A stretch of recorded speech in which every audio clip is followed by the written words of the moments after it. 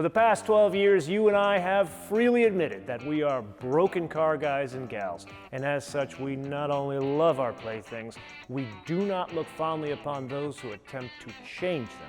Well, recently there's been a rather disturbing development.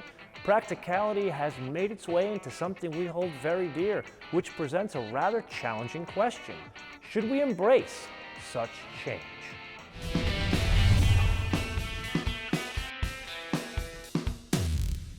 Okay, so what is this practicality I speak of? Well, you may remember that the GT4 and the convertible version, the Spider, were only on offer as God intended with a manual transmission. Well, now one can have it with an automatic. In the Porsche world, that means Porsche Doppelkupplungsgetriebe, translated a dual clutch transmission, at that, one of the best in the universe. Does it change anything else? Not really. Same 4-liter flat six, 414 horsepower, 309 pound-feet of torque, also retains the same integrated dry sump lubrication system. I would love to show it to you, but it's hidden underneath all of that. However, performance figures, this is hard for me, a devotee of 3 pedals, to admit, but 0 to 60, quite a change. It's faster to 60 by a half a second, 3.7 seconds to 60, VMAX unchanged, 188 miles an hour. So practicality, it has a cost, and that would be 77 pounds over the manual transmission version of the GT4 we've already driven. That happens to be the weight of the PDK, which makes this 3,276 pounds, or depending on express your weights and measures, 1,486 kilograms with that. Oh yes. Oh yes. Oh man. Rings out to 8,000 RPM. Comes in about 3,500. Starts to sing at about 4,000 RPM. God, this thing is so good. I forgot how wonderful this thing is. But to the transmission, it's a Porsche PDK. Doesn't work with this application incredibly well. I will admit, around town the car does not feel fast. It's quick, it just doesn't feel fast. There's a whole different sensation in driving this engine in this type of car without the manual transmission. However, this is one of these scenarios where you do need to bring it to a road like this and just push it to within an inch of its life, and that's when you see the value of this transmission. I personally shouldn't be telling you this. Someone probably at Porsche will not appreciate this. However, you can drive this thing so much faster with this transmission. One thing, you do notice some of the flat spots of the torque, which is inherent in a flat engine, in this case a flat 6. In a manual transmission, you don't notice it as much because you're not pushing it to this level. This car, it's really about 10/10, where the manual, it's really about 6/10. However, this transmission brings along a different mapping. One can go into PDK Sport, changes the shifts a little bit, makes them a bit faster, a bit more noticeable, a bit more mechanical. Personally, I like it in this mode a bit more, especially when pushing it. God, that thing sounds magnificent, pushing it this aggressively around these roads. And then there's the obvious question, does a change in transmission impact the driving dynamics? And there, the answer would be a resounding no. Now, this is the kind of car that I get into and I hit the PASM button, put it on the stiffest setting, and that's not because of ride quality or control over pitch on roads like this.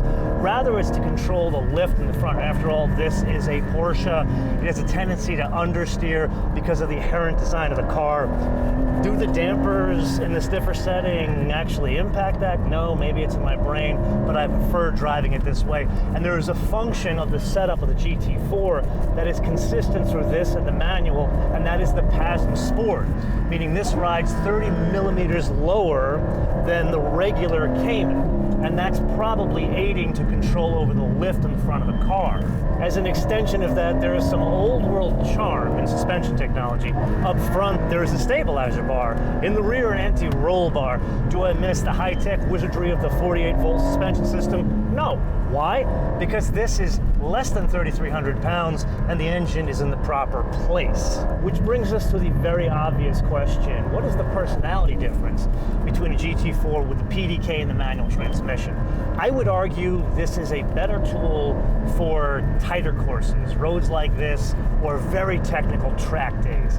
This is all about pushing to very high limits of speed, not so much adhesion. Adhesion is the same between the two vehicles, which brings us to the brakes that you may have already heard throughout this entire episode. The Guards Red GT4 that we drove was fitted with these steel rotors. This, as you can hear, is fitted with the carbon ceramic rotors. Can I honestly tell you there's a huge difference around town? No, they're good, you really don't notice them, but when you're pushing it in situations like this, it is a noticeable difference. I would argue the carbon ceramic rotors do a better job of backing up the higher limits of speed one can attain in tighter situations with this engine and transmission combination. That said, huge hinweis here. This is good for track days, long track days, all day that you're punishing the brakes, or days you're spending in the canyons like this. If that's not the use case, then the steel rotors would be wunderbar.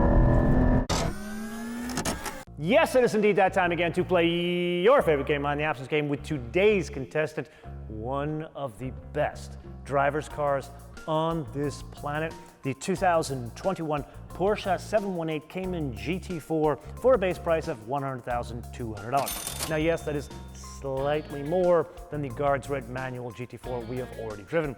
To that we add the color, one of our most favorite colors in all of the Porsche universe, gentian blue, which is a bit of a bargain at $650. To that we add the black leather and race text interior, which also includes the contrast silver stitching for $2,160. Let me press on to the reason why this car is different from the manual Guards Red GT4, and that would be the Porsche Doppelkupplung Getriebe for $3,210, and the Chrono package, $550. Then we had the most expensive option on this thing, and that would be the Porsche carbon ceramic rotors for $8,000. Now this car is a German market car that's been flown over here for a short period of time. As such, it is fitted with the Eurozone always-on high beam headlights, which are not legal in the US. Can we please fix that? It's not a Porsche thing, it's a US government thing.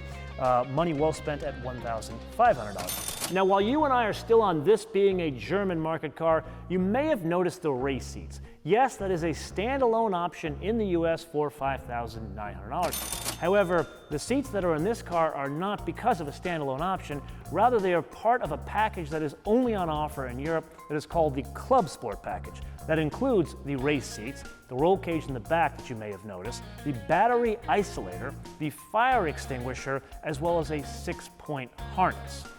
Now yes, the folks at Porsche Cars North America removed the 6-point harness, something about me and Kumo taking it to a track, and they replaced it with the silver gray seatbelts, which is a standalone option for $360. Then the Qi wireless charger, optional in a $100,000 car for $560. Apple CarPlay, also optional in a $100,000 car for $360. Now, if you're not pissed off at that, you're going to get pissed off at this one. Navigation, optional in a $100,000 car for $2,320. Which brings us to the only other item we need to add, and that is the destination and handling von Deutschland for $1,350 for a total retail price of $127,120. Like you and I did with the BMW M2 CS episode, we need to have a prudent financial discussion and look at the market. Before this car turned up in the hangar, Kumo and I did a search over the entire country of 2020 718 Cayman GT4s. That was the first year they made the car, only came as a manual transmission. We found a total of 11 scattered around the country. We also took a look at Kelley Blue Book to see what the resale value of the vehicle was. Turns out, like the M2 CS, there just aren't enough transactions for them to give you an indication of what the used market of these things are, which tells me it's doing pretty well. Then one other piece of information, one of my pilot buddies at the hangar, he's a couple rows down, has an acrobatic airplane, very cool guy. He's actually in car design. He sells the design walls to car manufacturers. Anyway, he bought one of these, a 2020 black on black, not much creativity in the color. He ended up paying sticker for the car, and what was really interesting, the car was in stock. He didn't have to order, it was there. He just turned up, I want one. They said, okay, here's a sticker price. He paid for it. Now, going back to those 11 cars that were on offer, they ranged in price from $111,000 all the way up to $137,000. Now, you guys know one of my favorite Porsche colors, aside from gentian blue, is Miami blue. Now, take a wild guess out of the list which one was Miami blue. Then there are the miles. They range from near delivery miles, like 200 and 400 miles on a used car, all the way up to a whopping 4,000 miles in a year. So people, they're not really using these things, and I don't expect them to have high miles. That said, we did take a look at the previous generation GT4.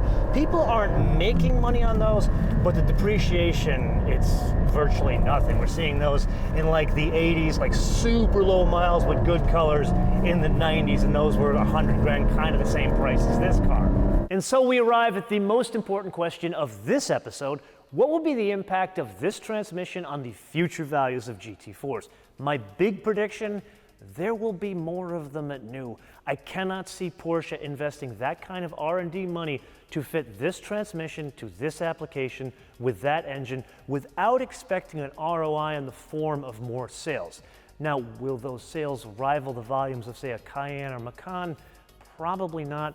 This is still something that is engineered by Flacht, so it still will be a low volume, low production car. However, the mix is going to change. I see most of these things going out the door with PDKs. I see the mix somewhere between 25 and 40% manual transmission, considering the type of car it is. I'm borrowing those numbers from the 911 world, which brings us to the most important value. Which one will be more in the near term as well as the long term? Now, I could cite my usual example of this being worth 100 grand more because this one has a manual transmission.